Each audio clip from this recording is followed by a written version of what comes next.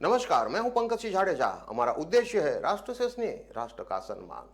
अब देखते हैं आज के दिन भर की टॉप हेडलाइन।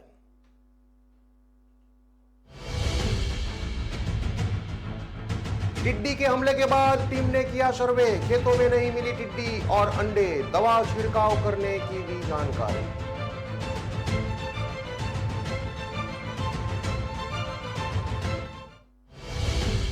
महिला से गैंगरेप का चौथा आरोपी गिरफ्तार, कोर्ट ने 17 नवंबर तक पुलिस रिमांड में भेजा। पहले से कई मामले हैं दर्ज। काशी में बाबा काल भैरव उत्सव में मैथिली ठाकुर के गीतों पर हुए प्रचार।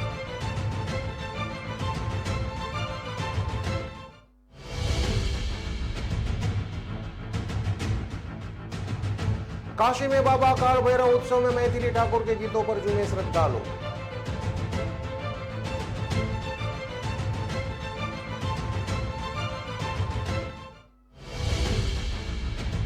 मथुरा के वैज्ञानिक की इंदौर में मौत, भाई ने कहा लैब ऑनर गौरव को हॉस्पिटल ले गए। हॉस्पिटल के डॉक्टर बोले हमें नहीं मिली डेड बॉडी। अब देखते हैं खबरें विस्तार से। जालोर जिले के बागोड़ा और साइला क्षेत्र के गांवों में टिड्डी होने की आशंका पर रविवार को टीम ने सर्वे कराया। इस दौरान राहत की बात यह रही कि वहां टिड्डी नहीं पाई गई। कलेक्टर निशांत जैन ने एक विशेष टीम बनाकर क्षेत्र का दौरा करने का आदेश दिया था, जिसके बाद रविवार को बागोड़ा तहसील के मोरसीम गांव में टिड्डी के संभावित प्रकोप की पुष्टि के लिए टीम ने दौरा करके सर्वे किया। कृषि विभाग के उप निर्देशक डॉक्टर आर.बी. सिंह, बागोड़ा तहसीलदार चमनलाल, कृषि विज्ञान केंद्र के केशवना के पौध संरक्षण वैज्ञानिक डॉक्टर प्रकाश चंद्र यादव और प्रसार भारती के वैज्ञानिक डॉक्टर विकास कुमार, भीनमाल कृषि अधिकारी मनोहर लाल बिश्नोई, मोरसिंह पटवारी गोपाल राम बिश्नोई और कृषि प्रवेशक चेतन राम की संयुक्त टीम ने सर्वे किया, लेकिन इस दौरान टिड्डी और अंडे जैसे कोई प्रमाण नहीं मिले। सर्वे के दौरान खेत में ग्राम होपर की 2-3 प्रजातियां पाई गई। डॉक्टर प्रकाश चंद्र यादव ने बताया कि तापमान में गिरावट के साथ इस कीट का प्रकोप कम होता जाएगा। टीम ने किसानों को संभावित नुकसान से बचाने के लिए डेल्टा मैथ्रिन 2% 8 की EC 2 मिलीलीटर प्रति लीटर पानी के हिसाब से छिड़काव करने का सुझाव दिया है। इस कीटनाशक नहीं मिलने पर लेमडासाइलेथ्रोलिक 5% या क्लोरपायरिफॉस 50% EC 1 मिलीलीटर प्रति लीटर के हिसाब से छिड़काव करने की सलाह दी है। टीम ने यह भी बताया कि अभी टिड्डी आने की कोई आशंका नहीं है।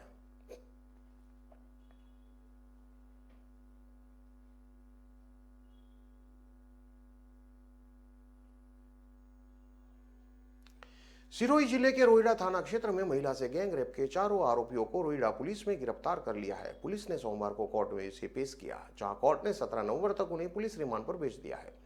डीएसपी जेठू सिंह करनौत ने बताया कि इस मामले के चौथे आरोपी बाबूराम सिंगाराम गमेती को गुजरात के पोशीना कस्बे से गिरफ्तार कर लिया गया है, जबकि इस मामले में 3 आरोपी वाटेरा डोली फली निवासी रेशमाराम प्रेमाराम गमेती यानी कि भील, हिंदू राम अलूरा गमेती और नारायण अलूरा को वारदात के दूसरे दिन ही गिरफ्तार कर लिया गया था। इस मामले में 2 आरोपी रेशमाराम और बाबूराम गमेती के खिलाफ कई थानों में कई मामले दर्ज हैं। आरोपी पहले भी कई वारदातों को अंजाम दे चुके हैं। रोहिड़ा थाना क्षेत्र के एक गांव में बुधवार रात 4 युवक चोरी करने पहुंचे। चारों आरोपियों ने चाकू से जान से मारने की धमकी देते हुए उनके यहां पूरी तलाशी ली और घर में रुपये लूट लिए। रुपये कम मिलने पर उन्हें पति के सभी कपड़े उतारे और उसकी पैंट की जेब में रखे 1400 रुपये उन्होंने ले लिए। इसके बाद चोरों ने पति के सामने पत्नी के साथ गैंगरेप की वारदात को अंजाम दिया, जिसके बाद जान से मारने की धमकी देकर मौके से फरार हो गए। वहीं मामले की सूचना मिलने पर एसपी ममता गुप्ता और डीएसपी रोहिड़ा थाने पहुंचे और महिला से पूछताछ करने के साथ ही घटनास्थल पर पहुंचकर मौका का मुआयना किया। डीएसपी ने बताया कि इन चारों आरोपियों में से 2 के खिलाफ डकैती के भी मामले दर्ज है। इन आरोपियों से अलग अलग पूछताछ की जा रही है। बाबा विश्वनाथ की नगरी वाराणसी में काशी विश्वनाथ कोतवाल बाबा काल भैरव उत्सव में इन दिनों काशी वासियों को एक से बढ़कर एक गायकों की मधुर आवाज सुनने का मौका मिल रहा है। सोमवार की देर रात तक काशीवासी सुंदरपुर क्षेत्र में आयोजित उत्सव में मैथिली और भोजपुरी की नामचीन गायिका मैथिली ठाकुर के भजनों पर झूमते दिखे। हर हर महादेव का उद्घोष करके प्रस्तुति की शुरुआत करने वाली मैथिली ठाकुर को सुनने के लिए देर रात तक श्रद्धालुओं की भारी भीड़ उमटी रही। मैथिली ठाकुर ने अपनी प्रस्तुति की शुरुआत देवी भगवती को समर्पित भजन से किया। इसके बाद उन्होंने का लेके शिव के मनाए हो शिव मानत नाही, पूरी कचौड़ी से शिव के मनुहा ना भावे, बांग धतुरा कहाँ पाइबे हो शिव मानत नहीं, ये गाना शुरू किया तो मौजूद श्रोताओं ने हर हर महादेव का उद्घोष करके मैथिली ठाकुर का उत्साहवर्धन किया। इसके बाद उन्होंने शिव भजन डिम डिम डमरू बजाने वाले हमार जोगिया सुनाया तो मौजूद श्रोता भक्ति भाव में झूमने लगे। इसके बाद ओम नमः शिवाय के साथ ही उन्होंने अन्य कई भजन सुनाए। श्रोताओं ने काशी आने के लिए मैथिली ठाकुर का आभार जताया।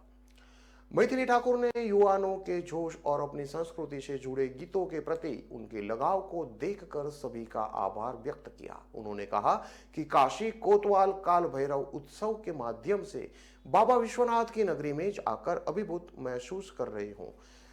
जिस तरह से यहाँ श्रोताओं का प्रेम देखने को मिला है वह लंबे समय तक याद रहेगा। आपको बता दें कि बिहार के मधुबनी जिले के बेनीपट्टी में जन्मे 22 वर्षीय मैथिली ठाकुर के पिता रमेश ठाकुर भी अपने क्षेत्र के लोकप्रिय संगीतकार थे। मैथिली ने अपने पिता से ही संगीत सीखा है। अब मैथिली का साथ गायन में उनके छोटे भाई अयाची और तबले पर ऋषभ दे रहे हैं।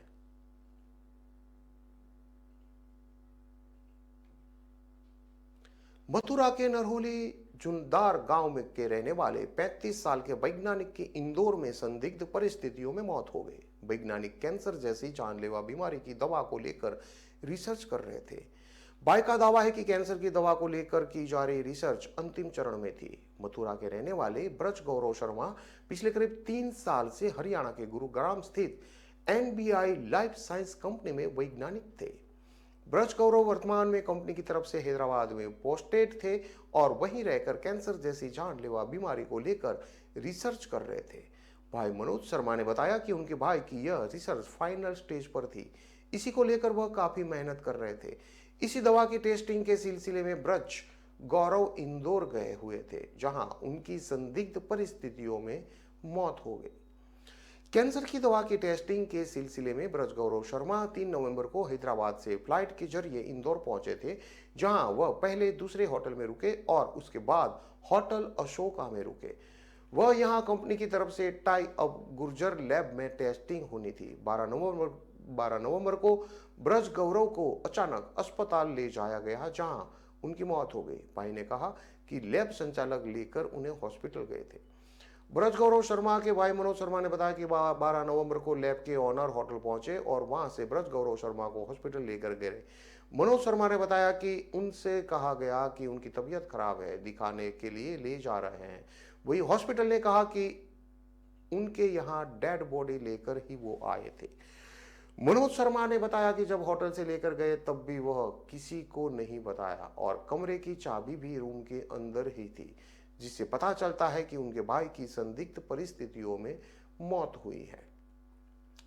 मनोज शर्मा ने आगे बताया कि ब्रज गौरव शुरू से ही देश के लिए कुछ बड़ा करने चाहते थे। उन्होंने माइनस में भी दही जमाने की डिवाइस बनाई थी। कैंसर की जिस दवा को लेकर रिसर्च कर रहे थे उसको लेकर मनोज ने बताया कि ज्यादा नहीं पता, लेकिन इतना जरूर पता है कि वह कमल गट्टे से कुछ बना रहे थे। मनोज ने बताया कि उनके भाई की सोच थी कि उनकी बनाई दवा वह भारत में ही बनाए। वैज्ञानिक ब्रज गौरव शर्मा की 8 वर्ष पहले शादी हुई थी। उनके 7 वर्ष की और बेटी और 8 महीने की 2 बिटियां हैं। 5 भाई बहन में सबसे छोटे ब्रज गौरव प्रधानमंत्री नरेंद्र मोदी से मिलकर देश की दवा देश में बने इस विषय पर बात करना चाहते थे। देश प्रेमी ब्रज गौरव में भारत कितना था यह उनकी जन्मतिथि और शादी की तारीख से ही पता चलता है।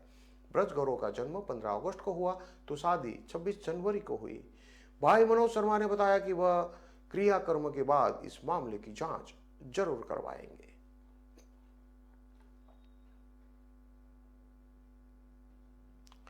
कानपुर में बिठूर मंदना के एक गांव में युवक ने पड़ोसी नाबालिग को नशीला पदार्थ देकर बेहोश कर दिया, अश्लील वीडियो बना लिया। आरोप है कि अश्लील वीडियो से ब्लैकमेल करके 6 महीने तक दुष्कर्म किया। इतना ही नहीं, किशोरी से उसकी मां के जवेरात और केश भी मंगाकर बेच डाला। मामला खुलने पर आरोपी ने सोशल मीडिया पर किशोरी का वीडियो भी वायरल कर दिया। मामले की शिकायत मिलने पर बिठूर पुलिस ने एफआईआर दर्ज करके आरोपी को अरेस्ट कर लिया है। मंदाना के एक गांव में रहने वाले युवक ने बताया कि पड़ोसी युवक से उसकी दोस्ती थी। इसी का फायदा उठाकर युवक घर आने जाने लगा। आरोप है कि बीते अप्रैल में पड़ोसी ने झांसा देकर घर बुलाया और नशीला पदार्थ देकर बेहोश कर दिया। इसके बाद अश्लील वीडियो बना लिया। आरोप है कि अश्लील वीडियो सोशल मीडिया पर वायरल करने की धमकी देकर 6 महीने तक रेप करता रहा। इतना ही नहीं, 2 नवंबर को आरोपी ने किशोरी को धमकाकर उसकी मां की जवेरात और कैश 48,000 रुपये भी हड़प लिए। किशोरी के घर वाले को मामले की जानकारी होने पर उन्होंने आरोपी से वीडियो डिलीट करने को कहा तो 10,000 रुपये की मांग करने लगा। इससे अजीज होकर किशोरी के परिजनों ने बिठूर थाने में आरोपी के खिलाफ तहरीर दे डाली। पुलिस ने सोमवार को आरोपी के खिलाफ rape, POCSO act, IT act समेत गंभीर धाराओं में रिपोर्ट दर्ज की है। इसके साथ ही आरोपी विवेक वाल्मीकि को गिरफ्तार भी कर लिया है।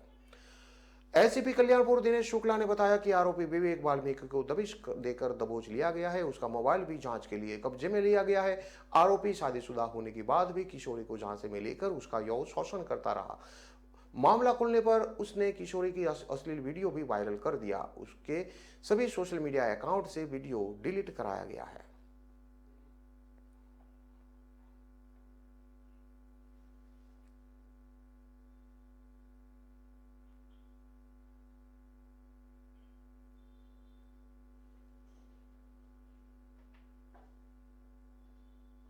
खबरों में लेते हैं अब एक छोटा सा विराम।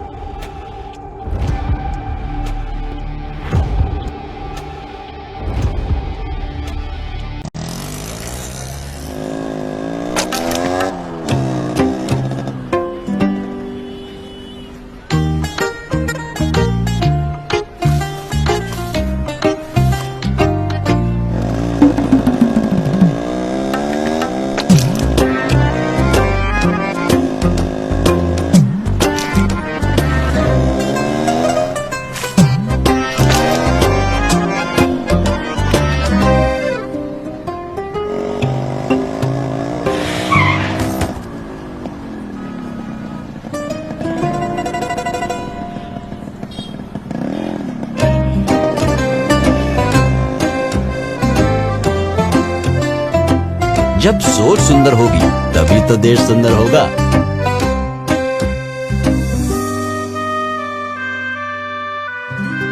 JSW Paints, think beautiful।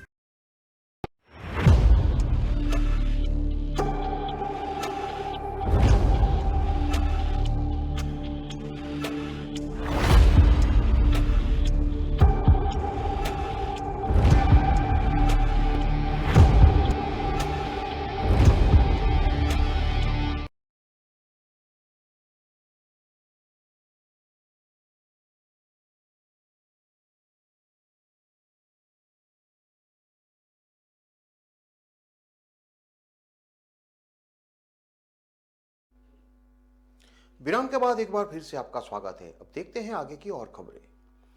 Prithviraj Chauhan पर विवादित टिप्पणी करने के बाद निशाने पर आए श्री पंच दशनाम जूना अखाड़ा के महामंडलेश्वर यति नरसिंहानंद गिरी ने माफी मांग ली है। उन्होंने स्पष्ट रूप से ये भी कहा कि आज के बाद वो श्री राम और श्री कृष्ण को छोड़कर क्षत्रिय समाज के किसी भी प्रसंग का जिक्र तक नहीं करेंगे।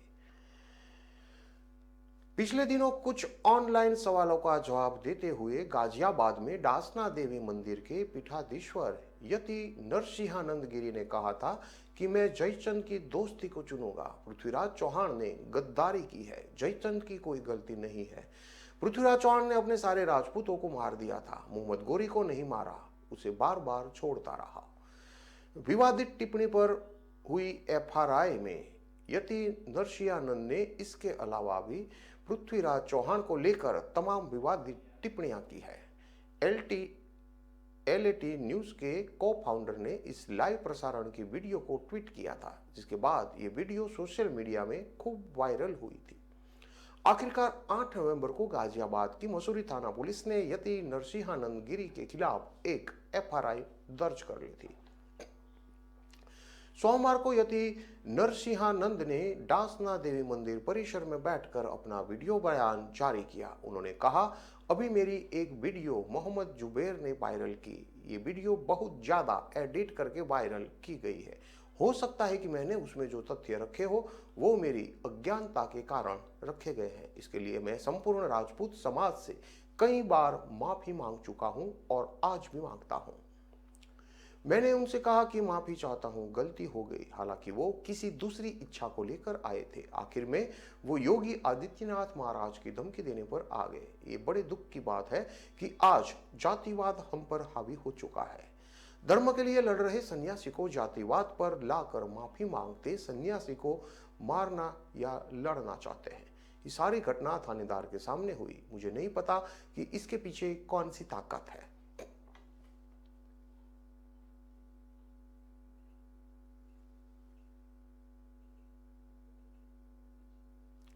गाजियाबाद में 4 साल पहले 46 साल का चंद्रवीर सिंह उर्फे पप्पू लापता हो जाता है। परिजन पहले मिसिंग फिर किडनैप की रिपोर्ट दर्ज कराते हैं। पुलिस हर स्तर पर खोजबीन करती है लेकिन कुछ पता नहीं चलता। आखिरकार इस केस की फाइल बंद हो जाती है। एकाएक 4 साल बाद पुलिस केस रीओपन करती है और सिर्फ 1 महीने के भीतर ही उसे वर्कआउट कर देती है। पता चलता है कि इस शख्स की हत्या हो चुकी है। हत्या उसकी पत्नी और बॉयफ्रेंड ने की है। इन दोनों के अफेयर में वो शख्स बाधक बन रहा था। दोनों ने पहले गोली मारकर हत्या की, फिर उसे 7 फीट गहरे गड्ढे में दफना दिया। गाजियाबाद पुलिस ने अब केस ओपन करते हुए हत्या के आरोपी पत्नी सविता और बॉयफ्रेंड अरुण उर्फे अनिल को जेल भेज दिया है। गांव सिकरोड़ में चंद्रवीर उर्फे पप्पू रात 8 बजे शराब पीकर घर आया, खाना खाया और करीब 10 बजे के आसपास सो गया। चंद्रवीर की दोनों बेटियां गांव में ही दूसरे मकान पर सोने चली गई थी। अब घर में चंद्रवीर, पत्नी सविता और 5 साल का बेटा रह गए थे। बस यही मौका था जब सविता ने पति को मार डालने की साजिश रची। रात 11:30 बजे पड़ोसी बॉयफ्रेंड अरुण उर्फे अनिल को फोन किया। वो तुरंत छत के रास्ते सविता के घर में आ गया। तमंचे से चंद्रवीर के सिर में गोली मार दी। मौके पर उसकी मौत हो गई। दोनों ने एक बाल्टी चारपाई के नीचे रख दी। सिर से जो खून बह रहा था वो टपक कर बाल्टी में गिरता रहा। खून का बहाव बंद होने में रात के 1:30 बज गए। चंद्रवीर के दाहिने हाथ में एक सिल्वर का कड़ा था। इस कड़े पर उसका नाम लिखा था। और उनको शक था कि कभी लाश मिल गई तो कड़े से वो पहचाना जाएगा, इसलिए उसने कड़ा निकालने का प्रयास किया। कड़ा नहीं निकला तो कुल्हाड़ी से एक हाथ ही काट डाला। इसके बाद शव को चादर में लपेटा और घर के मुख्य रास्ते से अरुण के घर में ले गए। अरुण ने पहले से एक कमरे में 7 फीट गहरा गड्ढा खोद के रखा था। यह गड्ढा उसने हत्या से 4 दिन पहले ही खोदा था। चादर सहित सबको गड्ढे में डाल दिया। बाल्टी का सारा खून भी इस गड्ढे में उड़ेल दिया और ऊपर से मिट्टी डालकर उसे ऊपर ईंट का खडंजा बिछा दिया। उसी रात में अरुण ने कटे हुए हाथ को कपड़े में लपेटकर गांव में केमिकल फैक्ट्री के पास फेंक दिया। इसके बाद सविता और अरुण दोनों अपने अपने घर में सोने चले गए। अगले सुबह यानी 29 सितंबर 2018 को सविता ने जेठ भूरे सिंह को फोन करके बताया कि उसके पति चंद्रवीर कल रात से घर नहीं आए हैं। परिवार वाले कई दिन तक चंद्रवीर को खोजते रहे। जब कोई सुराग नहीं लगा तो भूरे सिंह ने 5 अक्टूबर 2018 को थाना नंदग्राम पहुंचकर चंद्रवीर सिंह के लापता होने की रिपोर्ट दर्ज कराई। चंद्रवीर की मिसिंग की रिपोर्ट लिखवाने वाले उसके भाई भूरे सिंह का इसी साल की शुरुआत में मर्डर हो चुका है। पुलिस के अनुसार भूरे सिंह अपनी पुत्रवधू पर गलत नजर रखता था, इसलिए बेटे ने सिर में लोहे की रोड मारकर पिता भूरे सिंह की हत्या कर दी थी। अब चंद्रवीर के परिवार में एकमात्र उसकी बहन बची है जो आसपास के किसी गांव में रहती है। सविता की यह दूसरी शादी है। पति से उम्र में 16 साल का अंतर है। चंद्रवीर की हत्या की आरोपी पत्नी सविता की वर्तमान उम्र करीब 34 साल है। वो मूल रूप से ग्वालियर की रहने वाली है। पहली शादी उसकी ग्वालियर में हुई थी लेकिन पति से तलाक हो गया था। इसके बाद वो किसी तरह चंद्रवीर के संपर्क में आई। दोनों ने शादी कर ली। उन्हें 3 संतान हुई जिसमें 2 बेटियां और एक बेटा है। सबसे बड़ी बेटे की उम्र 16 साल और सबसे छोटे बेटे की उम्र 9 साल है। चंद्रवीर और सविता की उम्र में करीब 16 साल का अंतर था। 4 साल पहले जब चंद्रवीर की हत्या हुई तब उसकी उम्र 46 साल और सविता की उम्र 30 साल थी। 28 सितंबर 2018 की रात चंद्रवीर का कत्ल करके अरुण उर्फे अनिल ने उसकी लाश को अपने घर के 7 फीट गहरे गड्ढे में दबा दिया। उसके ऊपर ईंट का खड़ंजा बिछाने के बाद पशुओं का तबेला बना दिया। इस कमरे में अरुण अपने पशु बांधने लगा ताकि तबेले की गंध से लाश की बदबू न फैले। करीब 2 महीने बाद अरुण ने अपने घर को रेनोवेट कराया और ईंट के खड़ंजे की जगह सीमेंट प्लास्टर करवाकर उसे बेडरूम बना दिया। जिस बाल्टी में खून भरा वो बाथरूम में रखी मिली थी। जिस बाल्टी में चंद्रवीर का खून भरा था वो बाल्टी अब सविता बाथरूम में यूज कर रही थी। पुलिस ने ये बाल्टी भी रिकवर की है। इसके अलावा हत्या में प्रयुक्त तमंचा और कुल्हाड़ी अरुण ने सविता के घर में एक कमरे में अंदर दबा दिया था। ये कमरा खंडर में तब्दील था और इसमें कोई नहीं रहता था। पुलिस ने इस कमरे की खुदाई करके तमंचा और कुल्हाड़ी को रिकवर कर लिया है। दाहिने हाथ की कलाई को केमिकल फैक्ट्री के पास फेंका गया था जो अब नहीं मिल पाई है। दूसरी बात यह है कि अब भी रोज छत के रास्ते रात में सविता से अरुण मिलने जाता था। अरुण सविता का पड़ोसी जो है और 2017 से प्रेम प्रसंग था। दोनों के घर की दीवार सटी हुई है। दोनों को चंद्रवीर ने कई बार आपत्तिजनक स्थिति में पकड़ा था। इसे लेकर चंद्रवीर के घर में लड़ाइयां भी होती थी। आखिरकार सविता अरुण ने प्लानिंग बनाई और 4 साल पहले चंद्रवीर को मारकर दबा दिया। रास्ते का कांटा हटने के बाद दोनों की राहें आसान हो गई। अब रोज अरुण रात में छत के रास्ते सविता के घर में आता था और पूरी रात वहीं गुजारता था। दिन में घर में आने पर आस पड़ोस के लोगों को प्रेम संबंधों के बारे में पता चलने का शक था। गाजियाबाद के एसएसपी मुनिराज जी ने ऐसे हत्या और किडनैप के ऐसे मामलों की लिस्ट बनवाई जो आज तक नहीं खुले हैं। इस लिस्ट में एक केस चंद्रवीर की मिसिंग का भी था। ये लिस्ट सभी थाना प्रभारियों और सभी शाखाओं को भेजी गई। क्राइम ब्रांच की टीम में एक सिपाही 4 साल पहले नंदग्राम थाना क्षेत्र के एक पुलिस चौकी पर तैनात था। इस चौकी क्षेत्र में सिकरोड़ गांव आता है जहां का चंद्रवीर रहने वाला था। अब जब यह केस दोबारा क्राइम ब्रांच के पास आया तो सिपाही ने दोबारा से अपने मुखबिर दौड़ा दिए। गांव में पता किया तो जानकारी हुई कि चंद्रवीर की पत्नी सविता के पड़ोस अरुण से प्रेम संबंध है। रही सही पुष्टि सविता की 16 साल की बेटी ने कर दी। पुलिस ने 3 दिन तक उसकी काउंसलिंग की और भरोसा दिया कि वो सब कुछ सच सच बता दे, उसे कुछ नहीं होगा। आखिरकार बेटी ने बता दिया कि रात को सबके सोने के बाद पड़ोसी अंकल उसके घर पर आते हैं। बस फिर क्या था, पुलिस ने पड़ोसी अरुण को उठा लिया। कड़ाई से पूछताछ हुई तो सब कुछ उगल दिया। पुलिस अरुण को उसके घर ले गई। अरुण ने वो कमरे में स्थान बताया जहां लाश दबाई थी। पुलिस ने कई मजदूर लगाकर खुदाई कराई और कंकाल रिकवर किया।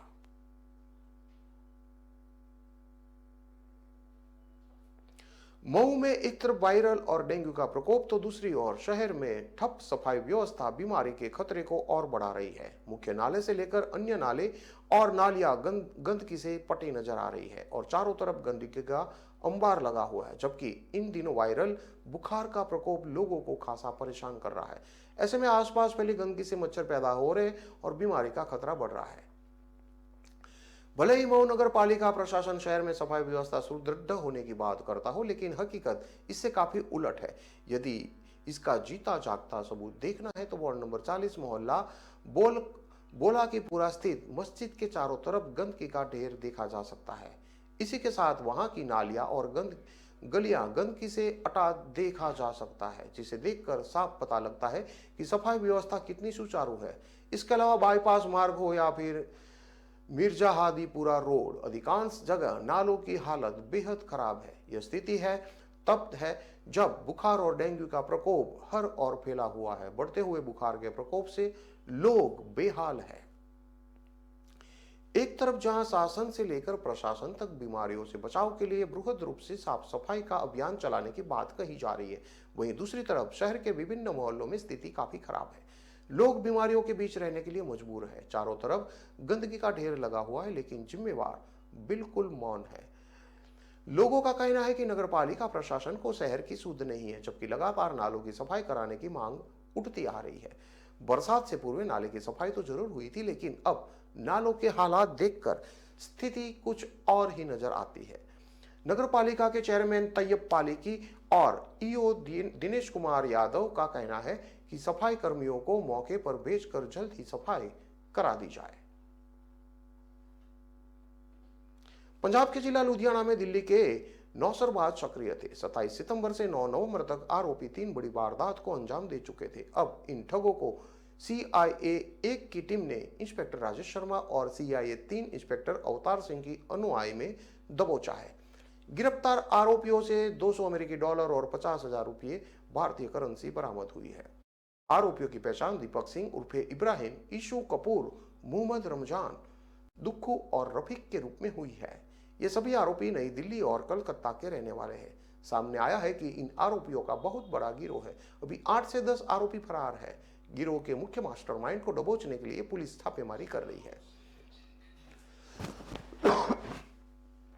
आरोपियों ने पुलिस को बताया कि वह दुकानदार और व्यापारियों को आसानी से भरोसे में लेकर शिकार बना लेते हैं। वहीं असली डॉलर और बाकी के कागजों को पैक करके कपड़ों में बांधकर दुकानदार और व्यापारी को दे देते थे। उनसे असली पैसे लेकर फरार हो जाते थे। आरोपियों ने माना कि उन्होंने शहर में थाना दशहरी की इलाका में 2 लाख और 3 लाख की 2 ठगाइयां, थाना मोतीनगर इलाके में 3 लाख की ठगी और थाना डिवीजन नंबर 7 के इलाके में 5 लाख रुपये की ठगी मारी है। आपको बता दें कि इस मामले में आज सुबह ही मीडिया ने खुलासा कर दिया था कि नौसरबाजी करने वाले गिरोह दिल्ली का है।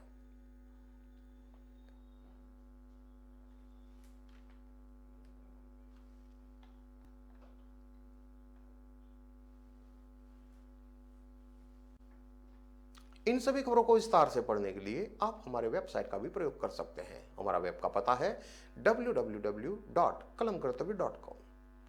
हमारी कलम ही हमारा कर्तव्य है के उद्देश्य के साथ खबरों को आप राष्ट्रप्रथम के साथ देखते रहिए। नमस्कार।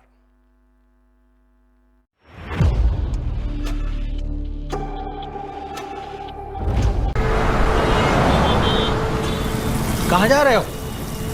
दुकान पर बैठो और इसे आगे बढ़ाओ। पापा, दुकान आगे बढ़ाने के लिए मुझे दुकान पे बैठने की जरूरत नहीं है। बस बातें करवा लो इनसे।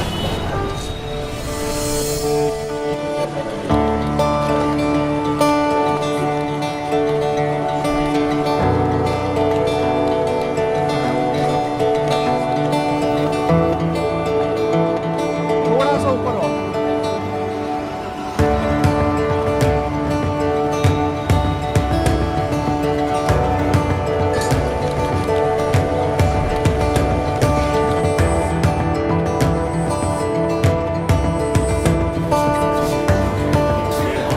लो जी मैडम, आपके 4 किलो लड्डू। बेटा इनके लड्डू पैक कराओ। क्यों पापा, बढ़ गई ना दुकान आगे?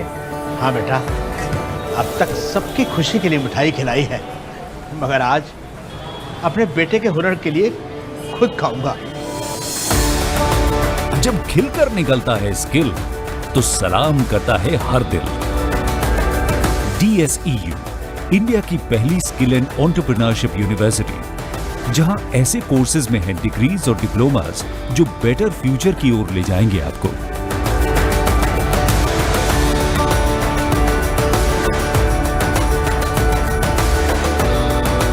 तो एडमिशन के लिए अप्लाई कीजिए। स्किल है तो नहीं कुछ मुश्किल है। मस्त मास्क पहना रे तूने। Thank you sir.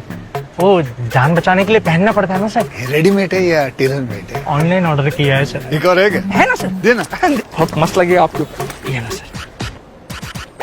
Sir sir sir ये ना भाई, जान बचाने के लिए बाइक चलाते वक्त सिर्फ खोपड़े पे मास्क पहनेगा तो खोपड़े को कौन बचाएगा? समझ गया सर। हेलमेट ऑनलाइन ऑर्डर कर, वरना हमेशा के लिए ऑफलाइन हो सकता है। Okay sir. ये ले। चल हम ये भी ऑनलाइन भर दे। हेलमेट पहने, ट्रैफिक नियमों का पालन करे, जिंदगी के सफर को सुरक्षित रखे। कौन सी दुकान से?